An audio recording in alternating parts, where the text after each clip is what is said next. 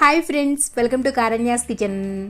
కారణ్యాస్ కిచెన్లో ఈరోజు వీడియోలో పెసరపప్పు కచోరీల్ని ఎలా తయారు చేసుకోవచ్చో చూపించబోతున్నాను.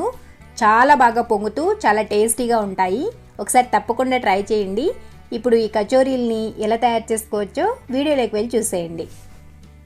పెసరపప్పు కచోరీల్ని ప్రిపేర్ చేసుకోవడానికి ముందుగా ఒక గిన్నెను తీసుకుని అందులోకి 1.5 కప్పు వరకు పెసరపప్పును వేసుకోండి.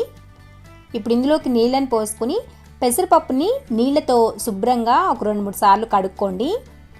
కడుక్కున్న తర్వాత మరలా పప్పు మునిగేంత వరకు నీళ్ళని పోసుకుని 2 నుంచి 4 గంటల పాటు నానపెట్టుకుని పక్కన పెట్టుకోండి. మీకు టైం ఉంటే 4 అవర్స్ పాటు అయినా నానపెట్టుకోవచ్చు, లేదంటే అట్లీస్ట్ 2 అవర్స్ పాటు నానపెట్టుకోండి, సరిపోతుంది. ఇక్కడ నేను మీకు ఒక 2 గంటల పాటు నానపెట్టిన తర్వాత చూపిస్తున్నాను చూడండి. ఇలా నానపెట్టుకుంటే సరిపోతుంది. ఈ నానపెట్టుకున్న పెసరపప్పుని ఒక జల్లెడలోకి వేసుకొని అందులో ఉన్న ఎక్స్ట్రా నీళ్ళంతా కూడా పోయేంత వరకు పక్కన పెట్టేసుకోండి. జల్లెడలోకి పెసరపప్పుని వేసుకుని పక్కన పెట్టుకున్న తర్వాత వేరొక గిన్నెని తీసుకుని, గిన్నెను కానీ లేదంటే ఏదైనా ప్లేట్ని కానీ తీసుకుని అందులోకి 2 కప్పుల వరకు మైదా పిండిని వేసుకోండి. మీరు కావాలంటే గోధుమ పిండితో కూడా చేసుకోవచ్చు, కానీ నార్మల్గా అయితే మైదా పిండితోనే చేస్తారు, అందుకని నేను మీకు దీంతోనే చేసి చూపిస్తున్నాను. తర్వాత ఇందులోకి 1 టీ స్పూన్ అంతా వామును కూడా వేసుకోండి. తర్వాత మీ రుచికి తగినంత ఉప్పు వేసుకోండి. ఉప్పు చూసుకుని మీ టేస్ట్కి తగ్గట్లుగా వేసుకోండి. తర్వాత 1/2 కప్ అంతా నెయ్యి వేసుకోండి. నెయ్యి లేకపోతే నెయ్యి ప్లేస్లో నూనెను కూడా వాడుకోవచ్చు, లేదంటే బటర్నైనా కూడా వేసుకోవచ్చు. తర్వాత ఇప్పుడు ఇవన్నీ కూడా పిండిలో చక్కగా కలిసేట్లు కలుపుకోండి. పిండిని చేత్తో ఈ విధంగా నలుపుతూ కలుపుకోండి. అప్పుడు నెయ్యి, ఉప్పు అన్నీ కూడా పిండికి చక్కగా పడతాయి. ఇక్కడ నేను మీకు కలిపిన తర్వాత చూపిస్తున్నాను చూడండి. ఇలా పిండిని చేతిలోకి తీసుకుని ఇలా ముద్దలాగా చుడితే ఇలా ఉండిపోవాలన్నమాట. దీనికి ఈ విధంగా మాయిశ్చర్ ఉండాలి. అప్పుడు మీకు కచోరీలు అనేవి పొంగుతూ చాలా బాగా వస్తాయి. ఇలా కలుపుకున్న తర్వాత ఇప్పుడు ఇందులోకి కొద్దిగా నీళ్ళని పోసుకుంటూ పిండిని చపాతీ పిండిలాగా, మన నార్మల్గా చపాతీ పిండి ఎలాగైతే సాఫ్ట్గా కలుపుకుంటామో ఆ విధంగా కలుపుకోండి. అండ్ పిండి కలుపుకునేటప్పుడు ఒకేసారి నీళ్ళని పోసుకోవద్దు, కొద్దిగా పోసుకుంటూ కలుపుకోండి. ఇక్కడ నేను మీకు పిండి కలిపిన తర్వాత చూపిస్తున్నాను చూడండి. ఈ విధంగా సాఫ్ట్గా కలుపుకోవాలి. ఇలా కలుపుకోలేదంటే మీకు కచోరీలు చేయడానికి ఈజీగా ఉండదన్నమాట. అండ్ కచోరీలు కూడా చక్కగా పొంగవు, అందుకని ఈ విధంగా సాఫ్ట్గా కలుపుకోండి. ఇలా కలుపుకున్న తర్వాత 1 టీ స్పూన్ అంత నూనెను పైన ఈ విధంగా పిండి మీద రాసుకోండి. అప్పుడు పిండి అనేది తడారిపోకుండా ఉంటుంది. అండ్ తర్వాత దీని మీద ఒక మూతను పెట్టేసేసి ఒక 10 నుంచి 15 నిమిషాల పాటు పక్కన పెట్టుకోండి. అండ్ ఈ పిండి కలపడానికి నాకు 1/2 కప్ వరకు నీళ్ళు అనేవి పట్టాయి.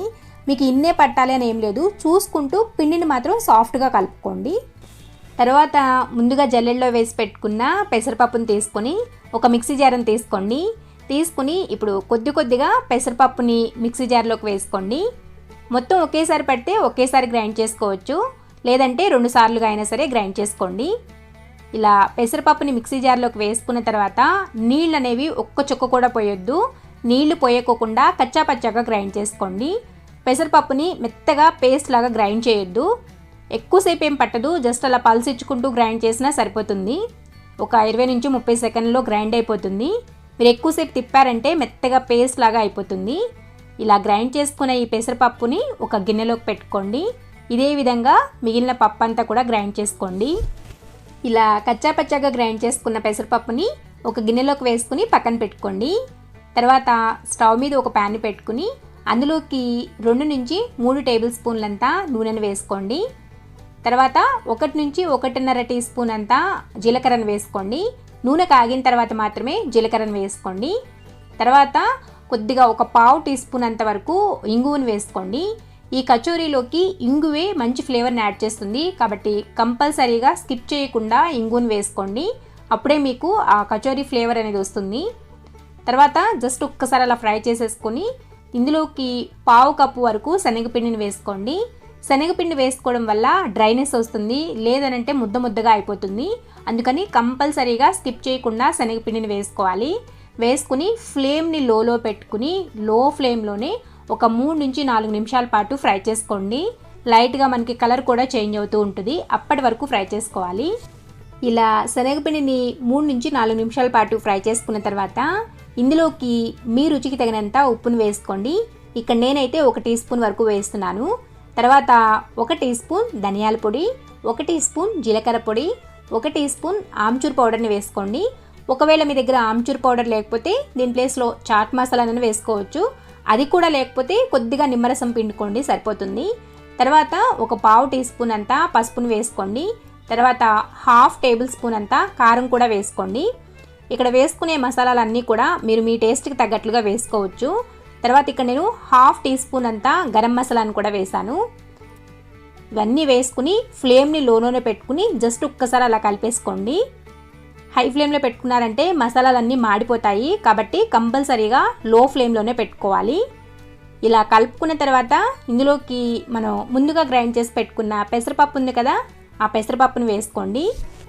ఇలా పెసరపప్పు వేసుకున్న తర్వాత ఈ మసాలాలన్నీ కూడా పెసరపప్పులో చక్కగా కలిసేట్లు ఫస్ట్ 1 నిమిషం పాటు బాగా కలుపుకోండి.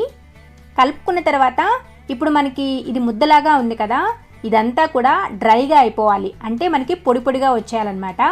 అప్పటి వరకు ఫ్లేమ్ని లోలో పెట్టుకుని మధ్య మధ్యలో కలుపుకుంటూ డ్రైగా అయిపోయేంత వరకు లో ఫ్లేమ్లోనే ఉడికించుకోండి. ఇలా కొద్దిసేపు అలా ఫ్రై చేసుకున్న తర్వాత ఇందులోకి కొద్దిగా కసూరి మెతిని తీసుకుని ఇలా 2 చేతులతో ఇలా నలిపేసేసి ఆ పొడిని అందులోకి వేసుకోండి. చాలా బాగుంటుంది కసూరి మేతి ఫ్లేవర్ కూడా. వేసుకుని మరొకసారి చక్కగా కలిసేట్లు కలుపుకోండి. ఇక్కడ నేను మీకు లాస్ట్లో దగ్గరకు వచ్చేసిన తర్వాత చూపిస్తున్నాను చూడండి. చూసారా, ఇందాక మనకి ముద్ద ముద్దగా ఉంది, ఇప్పుడు చక్కగా పొడి పొడిగా అయిపోయింది. ఇలా అయ్యేంత వరకు కలుపుకుంటూనే ఫ్రై చేసుకోవాలి. ఇలా చూసారా, చక్కగా పొడిగా వచ్చేస్తుంది. ఇప్పుడు స్టవ్ ఆఫ్ చేసేసుకుని దీన్ని పక్కన పెట్టేసుకోండి. మీరు కావాలంటే కొద్దిగా సన్నగా తరిగి పెట్టుకున్న కొత్తిమీరని కూడా వేసుకోవచ్చు. అలా వేసుకున్నారంటే మీకు ఇది స్టోర్ ఉండదన్నమాట. ఒకవేళ మీకు ఇది మిగిలింది అనుకోండి, ఫ్రిడ్జ్లో పెట్టుకుని మీరు దీన్ని నెల రోజుల పాటు స్టోర్ చేసుకోవచ్చు. ఎప్పుడంటే అప్పుడు పిండి కలిపేసేసి కచోరీని ప్రిపేర్ చేసుకోవచ్చు. అందుకని నేనైతే కొత్తిమీర వేయడం లేదు. మీరు అప్పటికప్పుడు చేసేసుకునేట్లయితే కొత్తిమీర వేసుకోవచ్చు. ఇప్పుడు ఈ మిశ్రమాన్ని కొద్దిగా చల్లారనివ్వండి.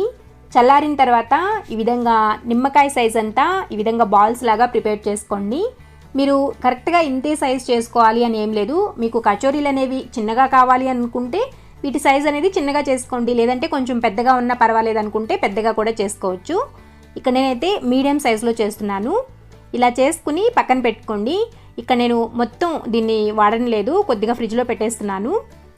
ఇలా కొన్ని చేసుకుని పక్కన పెట్టుకున్న తర్వాత ఇప్పుడు మనం ముందుగా కలిపి పెట్టుకున్న మైదా పిండి ఉంది కదా, దాన్ని తీసుకుని మరొకసారి చేత్తో 1 నిమిషం పాటు బాగా కలుపుకోండి. ఇలా 2 నిమిషాల పాటు కలుపుకోవడం వల్ల పిండి సాఫ్ట్ అవుతుంది. ఇప్పుడు ఇందులో నుంచి ఇందాక మనం పెసరపప్పు ముద్దలు చేసుకున్నాం కదా, ఆ సైజు కన్నా కొంచెం ఎక్కువగా పిండి ముద్దలను తీసుకోండి. ఇలాగే మిగిలిన అంతా పిండితో కూడా చేసుకోవాలి. అండ్ ఇక్కడ నేను మీకు సైజ్ కూడా చూపిస్తున్నాను చూడండి. దానికి దీనికి కొద్దిగా ఎక్కువగా తీసుకుంటే సరిపోతుంది, మరీ ఎక్కువేం అవసరం లేదు.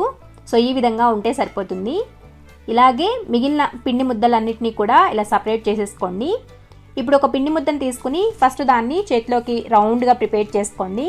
తర్వాత చేతి వేళ్లతో కొంచెం వెడల్పు చేసుకోండి.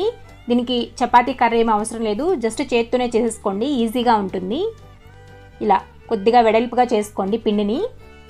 ఇలా చేసుకున్న తర్వాత ముందుగా మనం ప్రిపేర్ చేసి పెట్టుకున్న ఆ స్టఫింగ్ని ఇందులోకి పెట్టేసేసుకుని స్టఫింగ్ని లోపలికి నెడుతూ పిండిని పైకనండి. వీడియోని క్లియర్గా చూడండి, మీకు ఎలా చేయాలి అనేది అర్థమైపోతుంది. మనకి ఆ స్టఫింగ్ అనేది కవర్ అయిపోవాలి. చూసారు కదా, స్టఫింగ్ని ఈ విధంగా లోపలికి అనుకుంటూ పిండిని పైకనాలి. ఇలా దగ్గరకు వచ్చేసిన తర్వాత పైకంతా కూడా పిండిని తీసుకురండి. తీసుకొచ్చి చేత్తో అలా చేసేయొద్దు, అప్పుడు మీకు అక్కడ స్పేస్ వచ్చేస్తుంది అనమాట. ఫస్ట్ దాన్ని అలా పైకి తీసుకొచ్చి ఈ 2 చేతుల మధ్యలో ఆ పిండిని ఇలా పెట్టేసేసేసి ఇలా పైకి అంటూ ఉన్నారంటే కాసేపటికి ఆ పిండి సపరేట్ అయిపోతుంది చూడండి.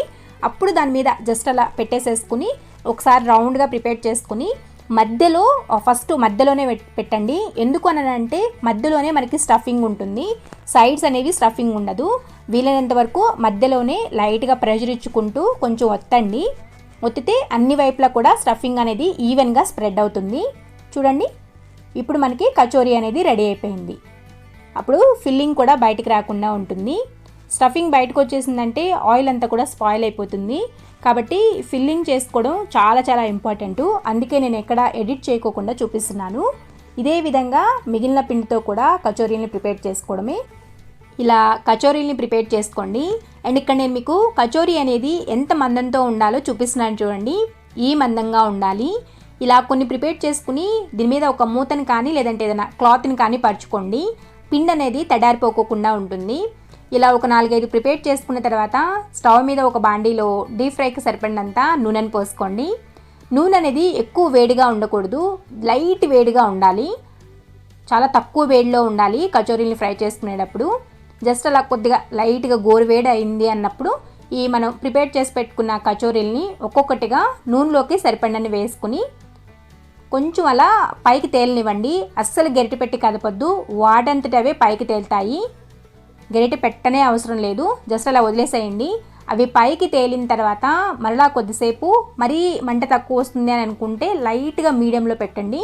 హై ఫ్లేమ్ మాత్రం అస్సలు పెట్టుకోవద్దు. సో లైట్గా మీడియం పెట్టుకుని అవి స్పూన్తో కానీ లేదంటే ఏదైనా కొంచెం చిన్నగా ఉండే గరిటెని కానీ తీసుకుని ఆ నూనెను కచోరీ మీద వేయండి. అప్పుడు ఇంకా కొంచెం పొంగుతాయి, వాటంతరవే పొంగుతాయి. బట్ అలా నూనె వేసారంటే ఇంకొంచెం పొంగుతాయి. కచోరీలు అనేవి ఈ విధంగా ఒకవైపు కాలిన తర్వాత రెండో వైపుకు తిప్పుకుని 2 వైపులా కూడా ఎర్రగా క్రిస్పీగా వేగేంత వరకు ఇలా కొద్దిగా కలర్ వస్తున్నాయి అన్నప్పుడు ఫ్లేమ్ని కొంచెం పెంచుకోవచ్చు. మరి హై ఫ్లేమ్లో ఎక్కువసేపు ఫ్రై చేయకూడదు. ఆయిల్ హీట్ అనేది చాలా తక్కువగా ఉండాలి, అందుకోసం చెప్తున్నాను ఇన్నిసార్లు. లేదంటే లోపల దాకా ఫ్రై అవ్వదన్నమాట, మెత్తమెత్తగా ఉండిపోతాయి, క్రిస్పీగా రావు. అందుకోసం మరీ ఎక్కువ వేడి లేకోకుండా చూసుకోండి. ఇక్కడ నేను మీకు మంచి కలర్ వచ్చిన తర్వాత చూపిస్తున్నాను చూడండి. చక్కగా పొంగాయి కూడా, చూసారు కదా ఎంత చక్కగా పొంగాయో. చాలా బాగుంటాయి క్రిస్పీగా. ఇలా ఫ్రై చేసుకున్న వాటిని ఒక గరిటలోకి వేసుకుని అందులో ఉన్న ఎక్స్ట్రా ఆయిల్ అంతా కూడా పోయిన తర్వాత ప్లేట్లోకి వేసుకుని వేడివేడిగా సర్వ్ చేసుకోవడమే. చాలా బాగా వస్తాయి పొంగుతూ. ఇదే విధంగా మిగిలిన కచోరీలను కూడా ప్రిపేర్ చేసుకోవడమే. అండ్ రెండోసారి కచోరీలు ఫ్రై చేసుకునేటప్పుడు నూనె వేడి అనేది కొంచెం ఎక్కువగా ఉంటుంది, అందుకని స్టవ్ ఆఫ్ చేసేసేయండి. స్టవ్ ఆఫ్ చేసి నూనె వేడి కొద్దిగా తగ్గనివ్వండి. తగ్గిన తర్వాత కచోరీలను వేసుకుని ఫ్రై చేసుకోవాలి. బాగా నూనె వేడిగా ఉన్నప్పుడు కచోరీలను వేసుకోవద్దు, లోపల దాకా ఫ్రై అవ్వవు. సో ఇలా వేసుకుని మంచిగా ఎర్రగా క్రిస్పీగా వేగేంత వరకు ఫ్రై చేసుకోండి. చక్కగా వచ్చాయి కదా పొంగుతూ. మీరు కూడా మీ ఇంట్లో తప్పకుండా ట్రై చేయండి. ట్రై చేశాక మీకు ఎలా వచ్చిందో కూడా కింద కామెంట్ సెక్షన్లో కామెంట్ చేసి చెప్పండి. అంతే, ఎంతో టేస్టీగా ఉండే పెసరపప్పు కచోరీలు అయితే రెడీ అయిపోయాయి. ఇక్కడ నేను మీకు ఒకటి తుంపి కూడా చూపిస్తున్నాను చూడండి. చూసారా లోపల చక్కగా ఎంత బాగా చక్కగా వేగిందో. ఇక్కడ నేను టమాటో కెచప్తో సర్వ్ చేస్తున్నాను. మధ్య మధ్యలో ఆ పచ్చిమిర్చి కొంచెం ఫ్రై చేసుకుని కొంచెం ఉప్పు వేసుకున్నారంటే ఇంకా టేస్టీగా ఉంటాయి నంచుకుంటూ తింటే. చూసారు కదా పెసరపప్పు కచోరీని ఎలా తయారు చేసుకోవచ్చో. మీకు ఈ వీడియో కానీ నచ్చినట్లయితే వీడియోని లైక్ చేయండి. ఈ పెసరపప్పు కచోరీ వీడియోని మీ ఫ్రెండ్స్కి రిలేటివ్స్కి షేర్ చేయండి. మరిన్ని యమ్మీ అండ్ టేస్టీ రెసిపీస్ కోసం కారణ్యాస్ కిచెన్ని సబ్స్క్రైబ్ చేసుకోండి. అండ్ పక్కనే ఉన్న గంట సింబల్ని కూడా నొక్కండి. Thanks for watching.